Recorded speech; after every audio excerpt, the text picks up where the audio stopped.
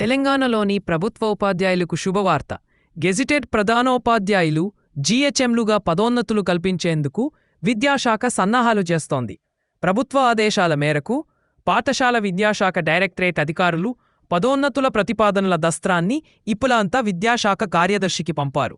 ఈ ప్రతిపాదనలకు ప్రభుత్వం ఆమోదం తెలిపితే మొత్తం 2000 మందికి పైగా ఉపాధ్యాయులకు దక్కన్నాయిది. గతేడాది 1500 మందికి పైగా స్కూల్ అసిస్టెంట్లకు గెజిటెడ్ హెచ్ఎంఎల్లుగా పదోన్నతులు కల్పించిన విషయం బిల్లమే. ప్రస్తుతం రాష్ట్రంలో 750 పైగా జీహెచ్ఎం పోస్టులు ఖాళీగా ఉన్నాయి. మల్టీజోన్ 2 హైదరాబాద్లో వివిధ కారణాల వల్ల మిగిలిపోయినవి.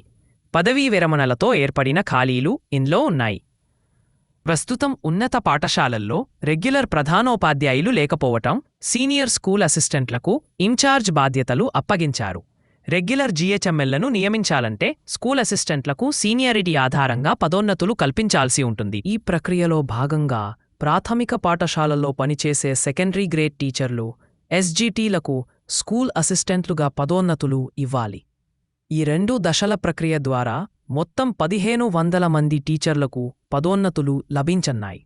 మరోవైపు గతేడాది జూన్లో 10,456 పీఈటీ ఫిజికల్ ఎడ్యుకేషన్ టీచర్, భాషా పండితుల పోస్టులను స్కూల్ అసిస్టెంట్గా ఉన్నతీకరించినప్పటికీ డిఎస్సి 2012 తర్వాత వచ్చిన పీఈటీ భాషా పండితుల పోస్టులను అప్గ్రేడ్ చేయలేదు. దీనివల్ల దాదాపు 800 మందికి పదోన్నతులు కల్పించాల్సి ఉంది. ప్రభుత్వం ఈ ప్రతిపాదనలకు కూడా ఆమోదం తెలిపితే వీరందరికీ ప్రయోజనం చేకూరుతుంది. మొత్తం 2000 మందికి పైగా ఉపాధ్యాయులకు పదోన్నతులు లభించినట్లవుతుంది. ప్రమోషన్ల విషయంలో ప్రభుత్వ ఆమోదం త్వరలోనే లభిస్తుందని ఉపాధ్యాయ వర్గాలు ఆశాభావం వ్యక్తం చేస్తున్నారు. ప్రమోషన్ల కోసం చాలా కాలంగా ఎదురుచూస్తున్నామని, త్వరగా ప్రాసెస్ చేయాలని కోరుతున్నారు. ప్రస్తుతం ఫైల్ విద్యాశాఖ వద్ద పెండింగ్లో ఉండగా పరిశీలన అనంతరం ఆమోద ముద్ర వేయనున్నారు.